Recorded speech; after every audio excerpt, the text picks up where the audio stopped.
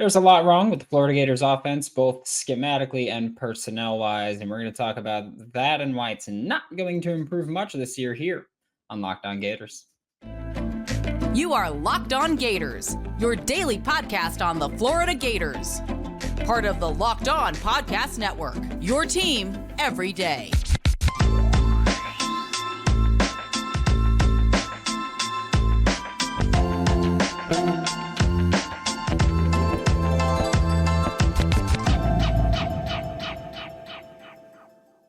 Hello, and welcome back to another episode of Locked On Gators, part of the Locked On Podcast Network, your team every day. Thanks for making Locked On Gators your first listen of the day. We are available daily and free wherever you listen to the podcast. Happy Tuesday. I'm Brandon Olsen. Find me on Twitter at WNS_Brandon. Find all my written work with Whole Nine Sports, Giants Country, NFL 33. If you want, go to check out the subtext, which the link's in the description below. We are on that now, where you can get one-on-one conversation. We'll probably break down some film in there. Gonna be a whole bunch of new content hitting there as well. Also, download the Game Time app, create an account, and use code LOCKEDONCollege for $20 off your first purchase. But today we're talking about the Florida Gators offensive woes, issues, concerns, whatever you want to call them. We will talk about play calling. Play calling is the issue, not the scheme itself. I want to make that one clear, but we'll talk about the play calling a little bit later. But right now, the offensive line is killing all of it. Whether you have an effective scheme or not, your offensive line is playing bad this year. There's no other way to put it. You can't run wide zone consistently enough, whether it's, these guys aren't agile enough to get out to get to their points. These guys aren't strong enough to hold their block on their own. Whatever it is, wide zone is not working consistently enough. Okay? That leads you with inside zone, which Florida has also been calling and has also not been working. Power and counter, however, need to be more involved in this offensive scheme. This offensive line, they worked great with that. You watch the Tennessee game and you see why Florida was just killing Tennessee on the ground. A lot of it was running that counter that we saw. We saw a guard tackle counter. We saw a guard and tight end counter. That was opening up rushing lanes better for Florida than anything else has offensively this year. And I don't know why before the Tennessee game, they didn't call it much. And then they called it in the Tennessee game, had a ton of success. And then they kind of shied away from it after that. Looking at both Charlotte and Kentucky, they didn't really go back to the counter. And I'm not sure why. We talked about counter the other day where Florida worked with it and it worked great. And it is right there. You have the guard and the tackle pulling across the formation. Everyone else on the other side of the formation starts moving down, blocking and helping create these big rushing lanes. And that's kind of what we saw work against Tennessee. We saw that work against Tennessee. Haven't seen it much. We saw Kentucky work pin pull, which is also on that page that we saw. And Florida had no answer for it. That's what's been working lately, just in the run game this year. A lot of teams have started working more pin pull, more counter, because when you're too aggressive, you're going to get lit up. When your linebackers aren't prepared for it, you're going to get lit up. This offensive line and pass protection hasn't been good enough. And we knew they were going to be worse than last year. I do want to say that we talked about this in the summer. Pass protection this year was going to be worse than last year.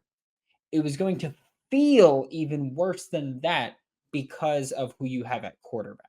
Last year, Anthony Richardson did a fantastic job of evading pressure, extending plays, and making things happen because he was just a superhuman back there. Now you have Graham Mertz, who I will say Graham Mertz has been making plays that I don't think any of us expected him to make with his legs. But even then, he's making plays that we didn't expect him to, and he's just still getting crushed right now behind this offensive line that hates him, apparently. He's got 38 pressures. He's been sacked 12 times this year. To put that into perspective, last year, Anthony Richardson was sacked 13 times the entire season. That's what we're talking about there. That's the kind of drastic change that we're looking at with not only how bad this offensive line is, but also the big difference of having a more elusive quarterback back there. Can't really change much of it. However, when you can't pass protect consistently, You can't even really sit there as a team and just go, F it. Like you can't rely on the run game because the run blocking isn't there. You can't rely on the passing game because the pass protecting isn't there. We talk about, oh, this offense is so bland and so much just underneath passing. I don't think they have much of a choice, even if they wanted to change it. Because I don't think this offensive line can hold up. There's the reason we see so many of these tight end pass blocking, running back in pass protection, because they need it.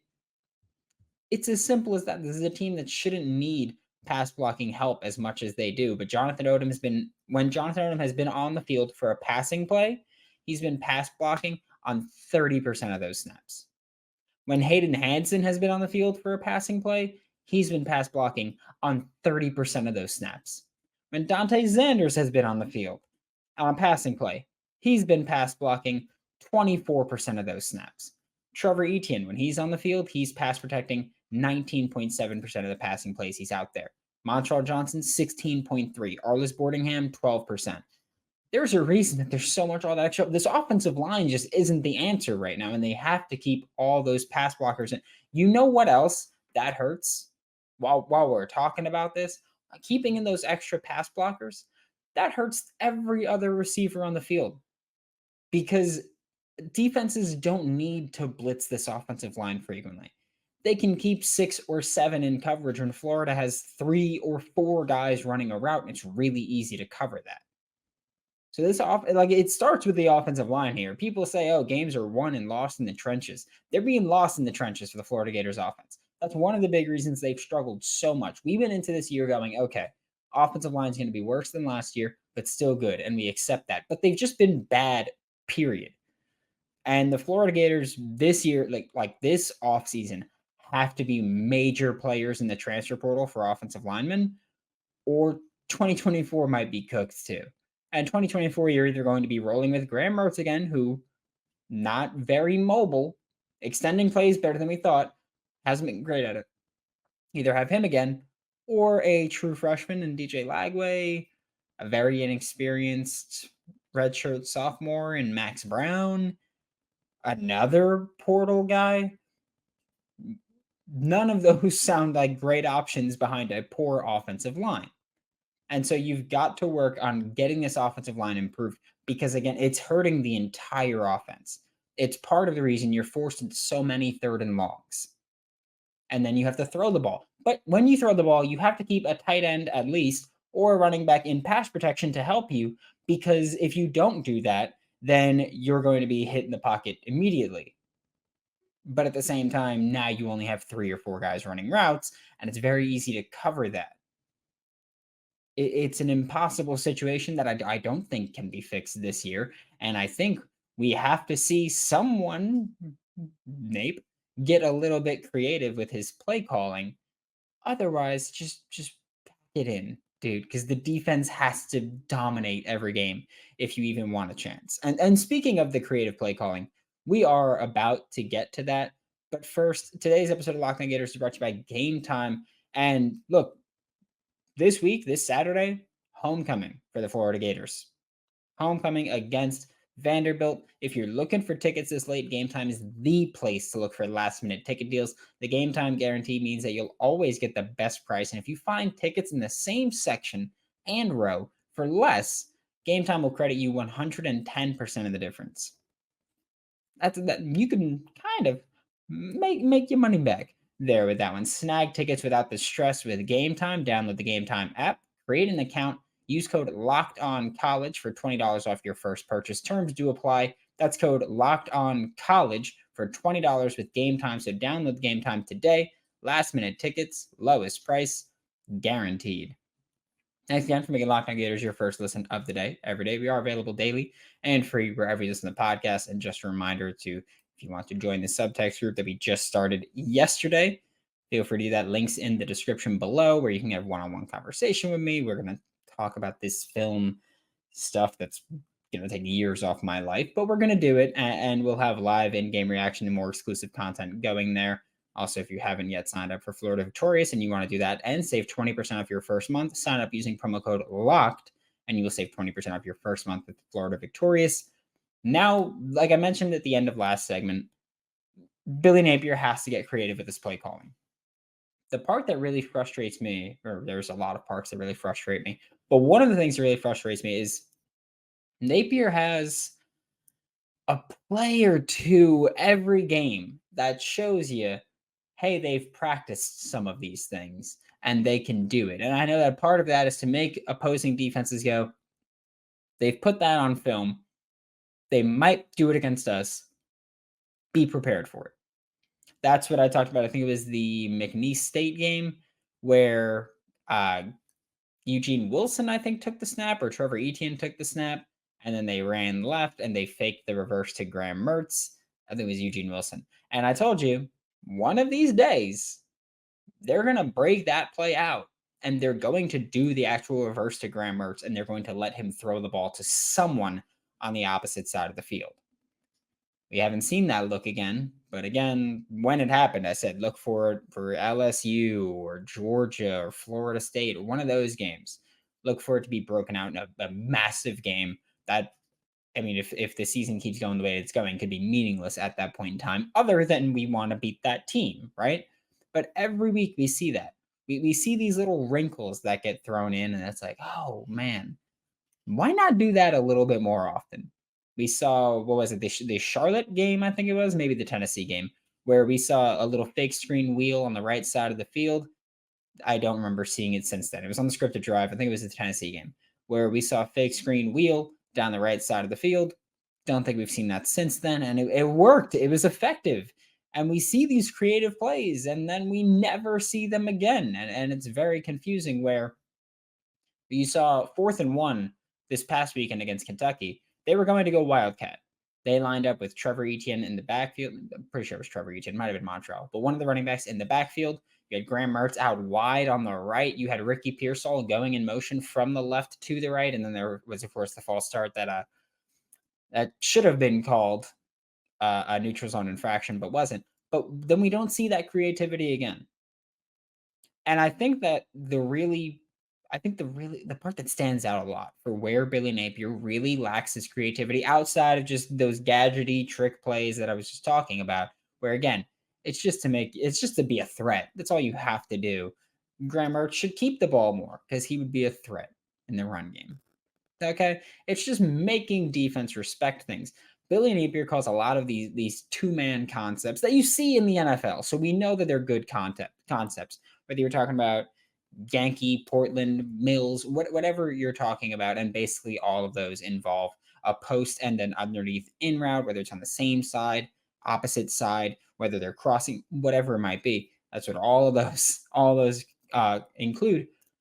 The lacking part, I think, is the complementary routes. I think that's where we really talk about that's where this kind of falls apart. Because inherently, you look at the scheme and you go, okay, wide zone is a common thing now in football. A lot of teams base their run game on that. Florida's trying to do that. They're just doing it poorly. And you look at, well, Mills is one of the most common two-man passing concepts in football now. But what else is going on around it? How else are you stressing a defense? And I think that's where Florida's really lacking because they run, we'll say, just that jet motion, and then they kind of just wait in the flat. And that's one of your receivers. You probably have a tight end or a running back in pass protection. So that's another one of your receivers. And then you run either Yankee or Portland or Mills. So you have a post and a dig basically somewhere, or a deep cross somewhere on the field. And then your other guy usually runs a curl, and he's kind of just sitting there. And so I think that's where we really talk about this offense as lacking. It's just the complementary football that we don't see from them, or their complementary routes, which is funny considering how often we hear complementary football. They're not playing it in Gainesville. And I think that's what we talk about when we say, oh, they're lacking. This scheme is bad. The scheme's not bad, just at the brunt of it. It's everything else that's going on that we kind of don't understand. You don't need that jet motion to a check down and the curl on the other side of the field. Run into a wheel. Why don't we do that? Just take that jet motion instead of Ricky Pearsall on 3rd and 16 waiting in the flat.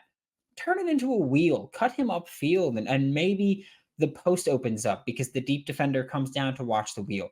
Something. Just get a little bit more creative. And I know that rogue, like you, there are a lot of people who hate the curls, but spacing, curl flat, spot, they're all supposed to be these short pitch and catch options that stress a defense.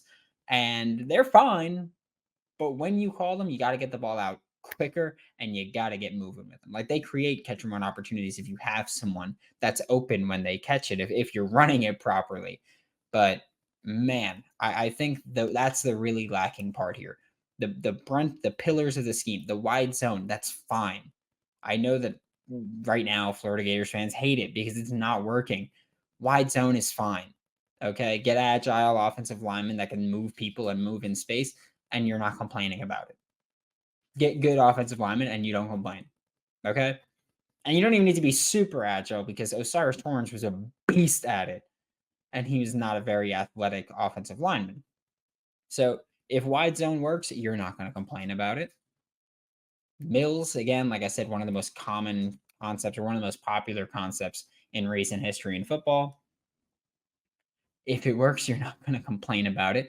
But I think that goes to another part of what the issue might be with some of this passing attack and some of this offense in general, which are the receivers. I think that we've got a receiver issue in Gainesville, and we'll talk about it in just a second. Before we do that, if you're watching or listening and you haven't worn bird dogs yet, no clue what you're doing with your life, but you make some pretty poor decisions. So I will say that bird dogs are easily the most comfortable shorts I've ever worn and are also easily the most versatile shorts I've ever worn. Go play basketball in them. Go hang out just afterwards at them. Go for a dip in the pool with them. It doesn't matter. You can do whatever you want with them. You can work out. You can lounge. That just makes them so damn good. You can do whatever you want with them, and they always work. And also, sky's out, thighs out. So we're going to do that. Go to birddogs.com/lockedoncollege or enter promo code lockedoncollege for a free water bottle with your order. That's birddogs.com/lockedoncollege or promo code lockedoncollege for a free water bottle. And you won't want to take your bird dogs off. We promise you. Thanks again for making Locked On Gators your first listen of the day every day. We are available daily and free wherever you listen to podcasts. And we've talked about the offensive line. We've talked about the scheme. I think we need to talk more about the receivers. And I understand that the receivers this year are overall better, we'll say better, more dynamic than receivers last year. Don't think anybody's really going to argue with that. I fully understand that the fans are frustrated with, like I mentioned, curls, digs, the curl flat, all that stuff. I think it's important to acknowledge that all of these passing concepts look a lot better when you have receivers that are good separators. And I think that's maybe the most lacking thing in this Florida Gators receiver room. They don't really have, they have one guy that I qualify or I classify as a good separator, and it's Ricky Pearsall. I've said before the season, I was like, hey, Ricky Pearsall is a great route runner. I think that he's very slippery and slick and smooth as a route runner there. He's consistently finding ways to get open with cover. He can run the dig route and get open. He can run the curl and get open because as long as he makes you think he's going vertical, he runs the curl and then boom, he's open there. You just got to hit him off the curl. And I think that's a big issue as well as the timing's just not there here. But you look at those two-man concepts like I mentioned, where it's like, oh, one's running a post, one's running a dig. Ricky can get open on that dig almost any day. He's very good at that in-breaking stuff. So when he runs a deep crosser, he can get open on it as well. So I think that part of the issue is the scheme and not, or yes, we'll say the complementary routes not being there. But it's also on the receivers because I don't think that they're good at separating and creating the separation. Eugene Wilson III has potential to be a very good route runner, and he's very fast. He hasn't really been asked to run routes. When he's been healthy, he hasn't really been asked to run routes. You look at his snaps offensively, This year, Eugene Wilson III has played 79 snaps. He's run routes on 42 of them. So he's run routes on 42 of his 79 snaps. And of those 7, he's got what? 12 targets, 12 catches. But his average depth of target is 0.8 yards.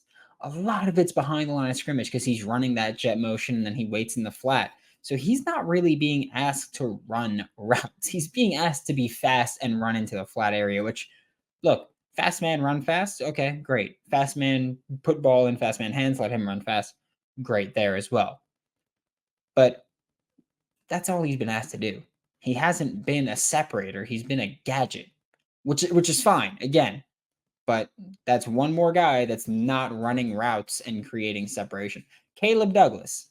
I'm a big fan of Caleb Douglas. I've been talking about that since before he even got on campus, that I think he could be a good outside starter, and I think that he could still do that.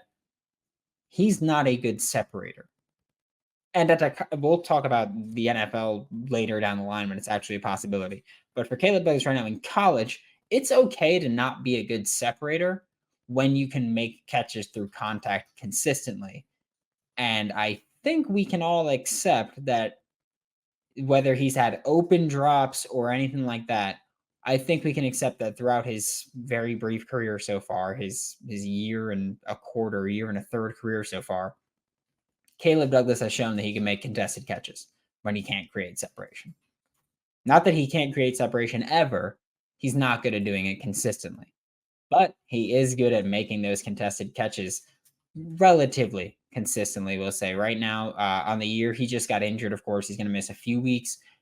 Weren't exactly specific with what the injury was, but it looked like a lower leg injury after a catch. But he's been targeted when covered 4 times this year.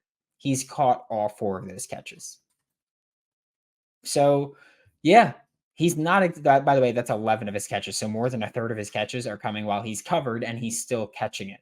So, yeah, he's not great at separating, but he's winning those catches. If he can separate, that would be grand. That would be wonderful, and that would help open up the scheme as well. But he can't. But he's also doing his part. He's filling his role. Hopefully, when he comes back from his injury, if he can come back this year, he'll be a part of the plan again. Then you look at the guys who are going to have to step up with Caleb Douglas out. Khalil Jackson, assume also Eugene Wilson III, but Khalil Jackson and Andy Jean, they've shown promise. Khalil Jackson, I like how he finds a soft spot in his zone, which he did a few times against Kentucky, and he kind of just sits down there. And I don't know if every receiver has that green light to do that in this offense, but he does it, and he's done it well. You got the 3rd and 12, I believe it was, against Kentucky. He sat down, he ran his route about 15, 16 yards, cut back and ran that hitch and sat in the soft spot and picked up 14 yards for the first down. He does that, and that makes him reliable. I'd like to see him be given more opportunity. But like I just mentioned, Khalil Jackson, Andy Jean, they've shown promise, but they haven't been given consistent enough work to definitively say, hey, this guy's going to be a good separator at the SEC level, or this guy's not going to be a good separator at the SEC level. Andy Jean, we expect to have more of a role in this offense. Billy Napier said that yesterday in his press conference, that Andy Jean's role will 100% evolve, will definitely evolve. And a big part of that is his work habits. He's put in the work to deserve that opportunity. So Andy Jean's going to get more work and hopefully find his way more open. Khalil Jackson, more of the same. Eugene Wilson getting healthy. He's expected to be back. Ricky Pearsall, good route runner. So maybe we see things change, but you still have the underlying fact of there are not complementary routes being run outside of the concept that's being there. Like Florida, they run flood, which flood is my favorite route concept you'll see. It's a vertical, an out, and a flat route underneath.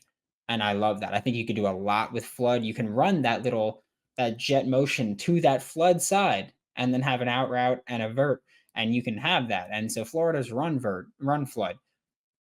But a lot of these 2-man concepts, when you have 4 guys running routes and one of your pass catchers is blocking, and it's kind of easy to cover when you know one of the routes is run a jet motion, run into the flat.